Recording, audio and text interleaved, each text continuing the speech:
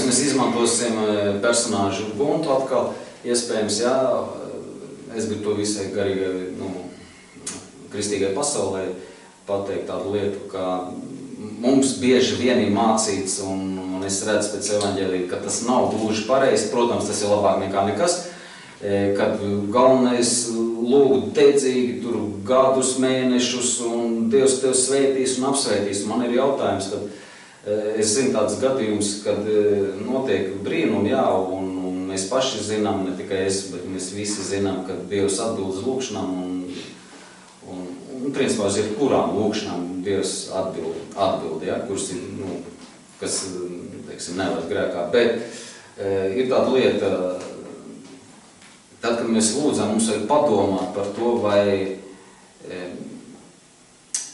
tā lūkšana ir tīkam Dievam, jo tu nevari lūgt Dievam, pieņemsim viens piemērs, ja, veselību, un tepat laikā tad uzdod jautājumu, kam tev laba veselība, lai dzīvotu atkal iekārēs, lai dzīvotu baudās, izdabātu miesai,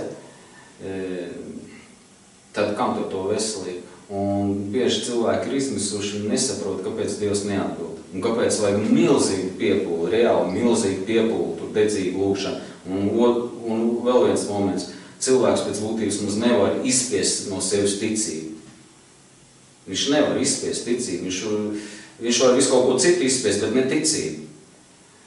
Un parasti tas akcents, tu lūdz, ja, tu saņemies, un esi dedzīgāks, tu nevari būt nededzīgāks, ja tu esi nepaklausīgs Dievam, tu nevari būt dedzīgāks, ja tu nedzīvo grēku nožēlā, kas saistās ar, askezi, rūpi runājot, ja.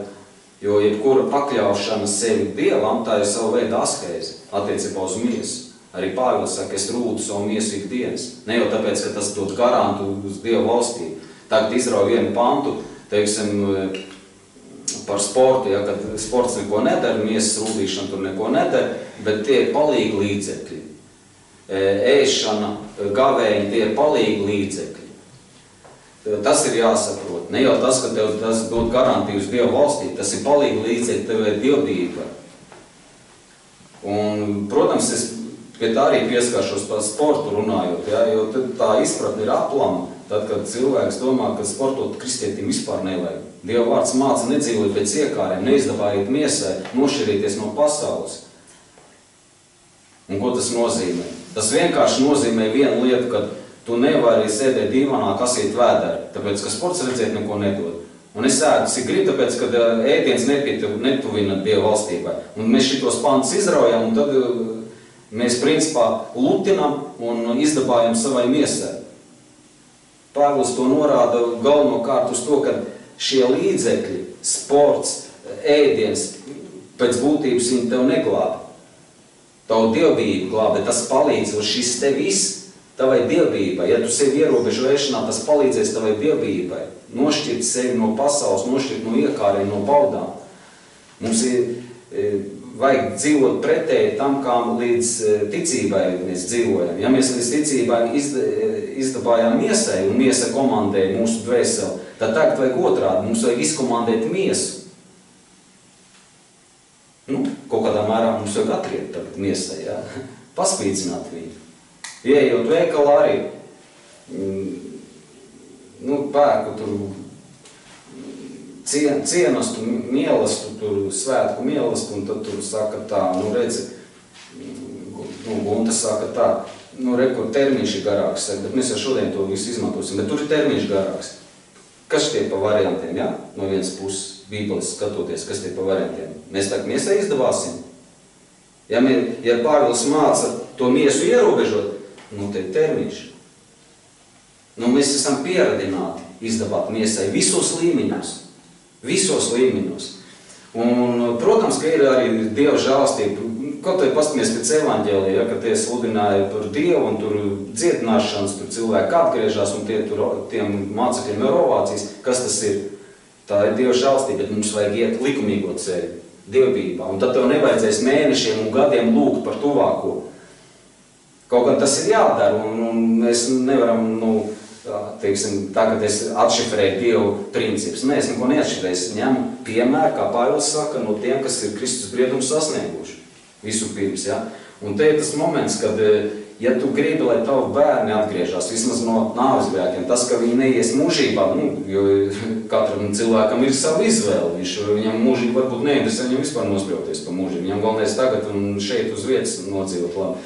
Bet ja mēs gribam, lai viņi vismaz nāves grēkos nedzīvotu, tur alkoholā, cigaretēs, ja, visu pirms mums jātiek ar sevi galā, jādzīvo šķīsti Dievu priekšā, šķīsti jādzīvo Dievu priekšā.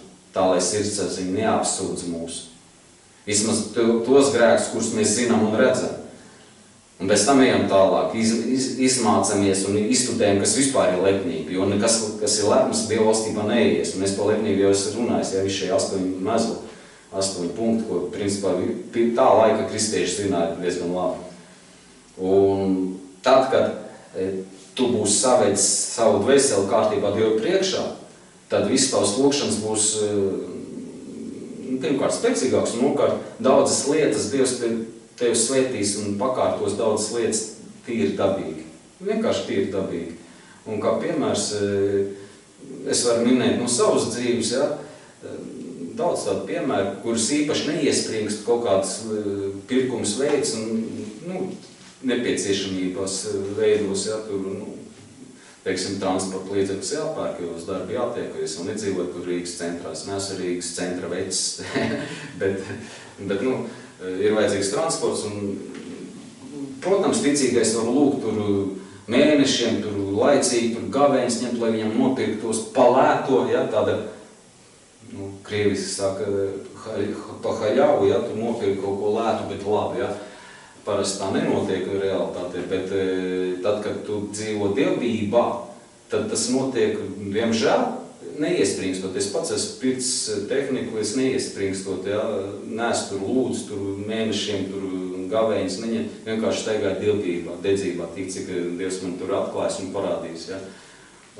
Staigājot pazemībā, vienkārši tīri automātiski šīs zīmes, kā arī Jēzus teica, zīmes un brīnumi pavadīs ticīgos. Nevis tos ticīgos, kas tic un neko nedara, bet tos, kas dzīvo dievbijībā reāli. Un tad Guntai atsūta video. Redz, kur piemērs. Cilvēks tur lūdz vairākus gadus, un viņam tur Dievs atklāja, ka ir jālūdz dedzīgāk un tā tālāk. Visticamāk, tā ir žēlastība, bet ja mēs ejam šo likumīgo ceļu, tad daudz lietas dabīgi paši pavērās. Tā tas ir. Ja neticat, praktizējiet paši. Dzīvojiet šķīstībā, tīrībā, cīnaties ar grēku, jo grēka nožēla, tā ir visu pirms, tā ir askēze. Grēka nožēla, tā ir askēze. Jo kas tā pa grēku nožēla, ja tu neplāno atstāt savus grēkus, neplāno izmainīt dzīvesveidu. Tāpēc visai garai pasaulē, kristīgai, garīgai pasaulē, es arī apliecinu un pasaku tas, kas Bībelē ir rakstīts.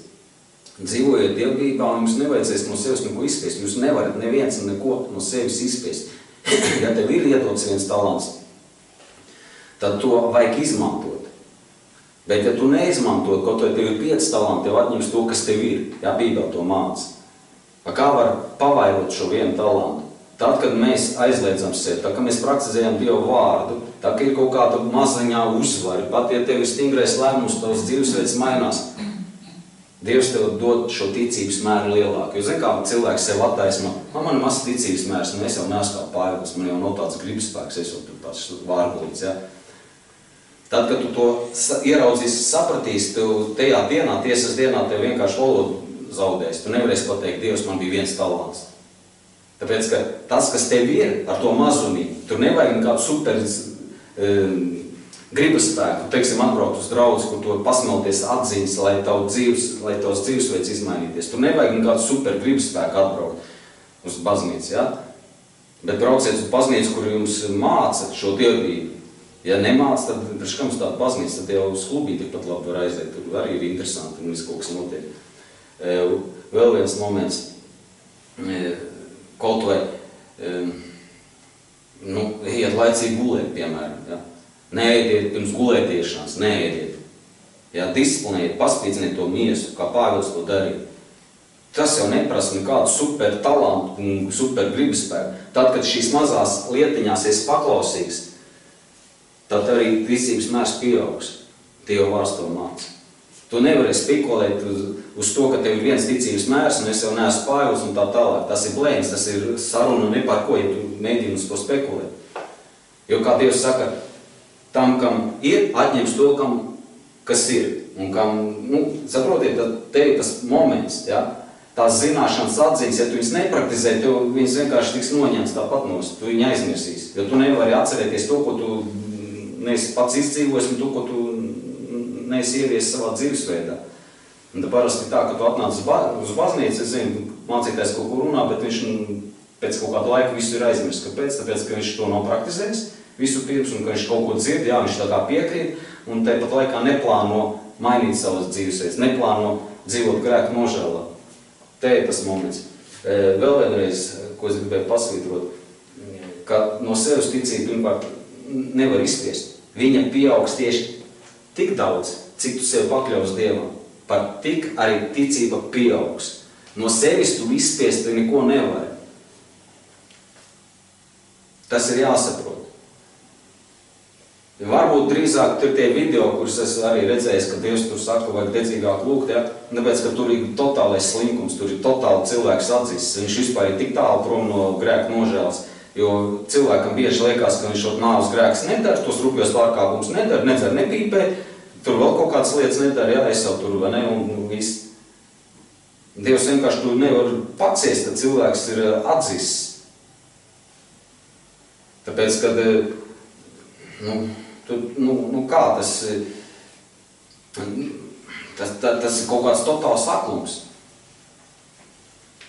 Viņš izlasa vai izrauj, kā jau es minēju, pantu, kad par ēdienas netuvina Dieva valstībai neattālina, tad viņš sēž divānā vai virtuvē, sevišķi jāizklāt, kur apsēsties, un tad tur tā, ko mēs šodien apēst.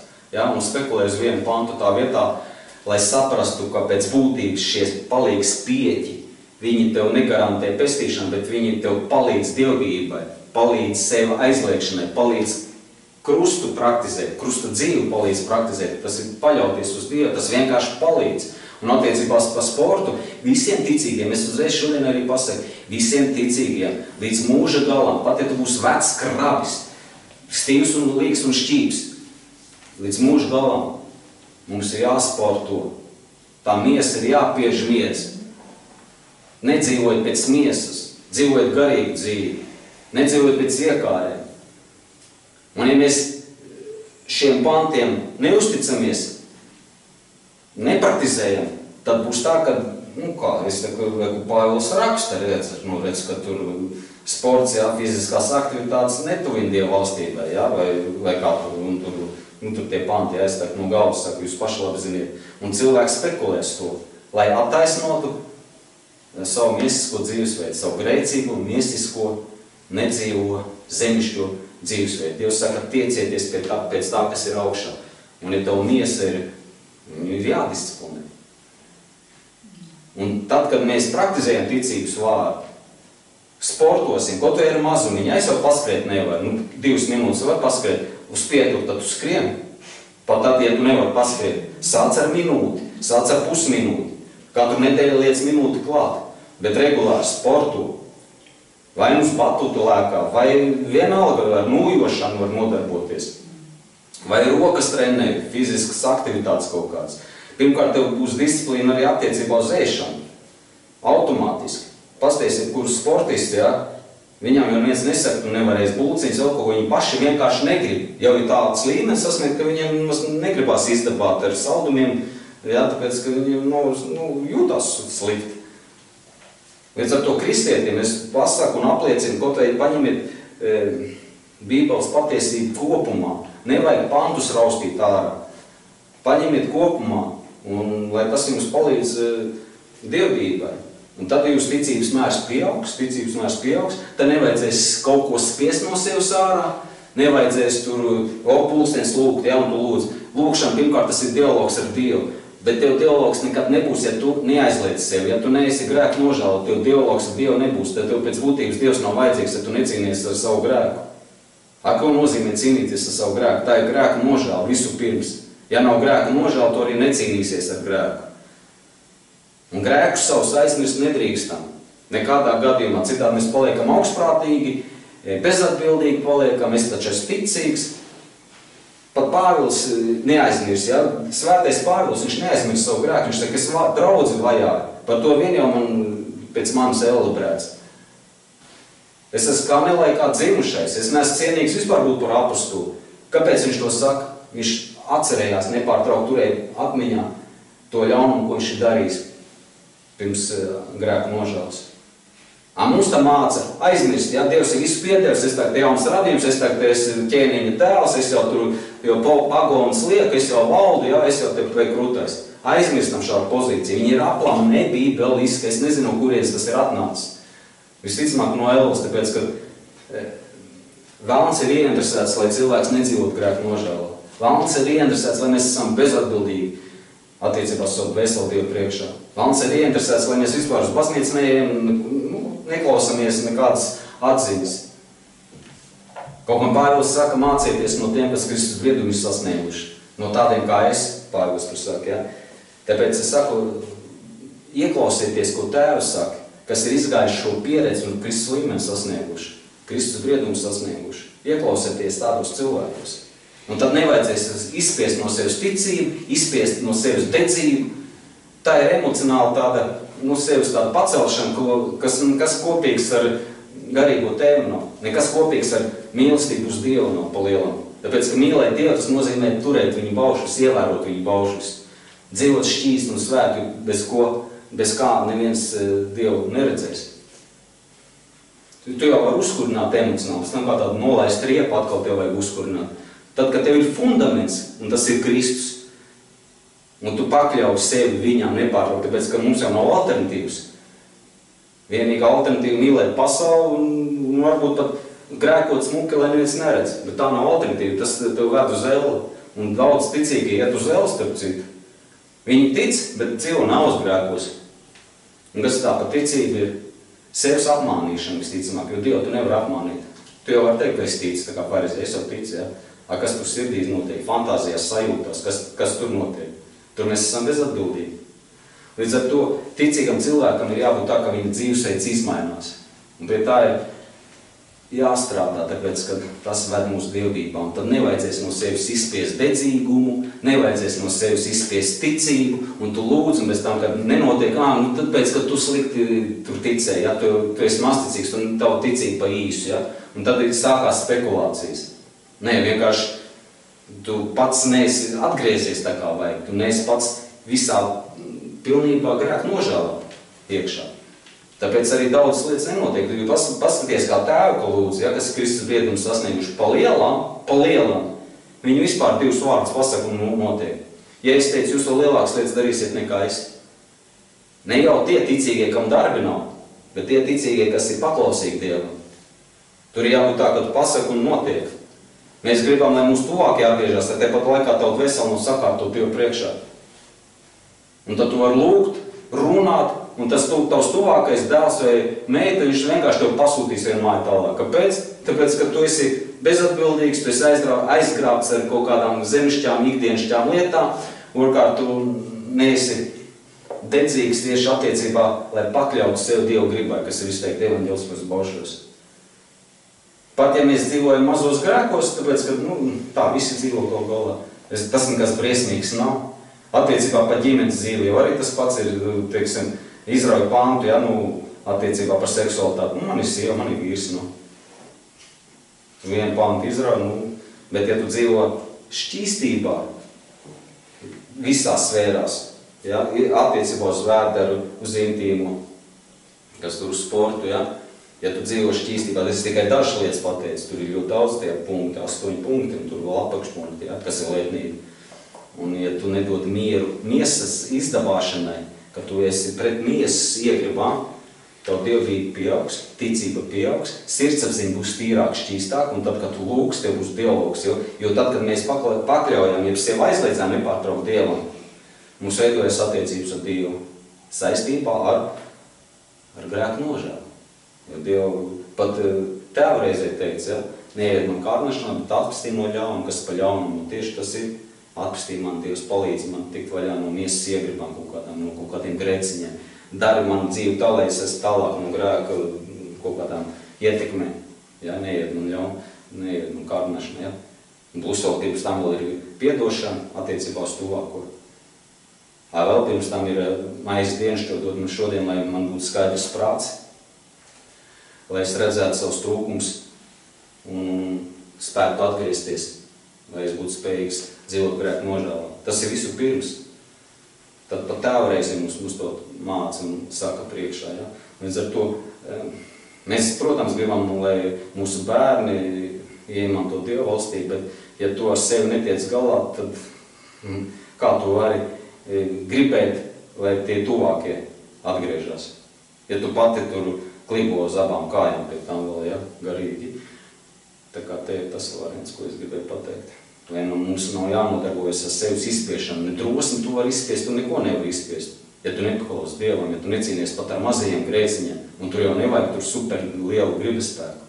Ir vienkārši elementārs lietas, ko mēs varam darīt. Un tad Dievs tu svētīs ar spēku un pārējām lietām, ar atziņām galvenokārt. Viņš to arī dos. Ja tu esi tas, kas paklausa Dievam, ka tu esi izdarījis izvēli par labu Dieva valstībā, ja? Ka tu esi izdarījis izvēli dzīvot pēc Dieva evaņģēlijas principiem. Tas ir tas tā.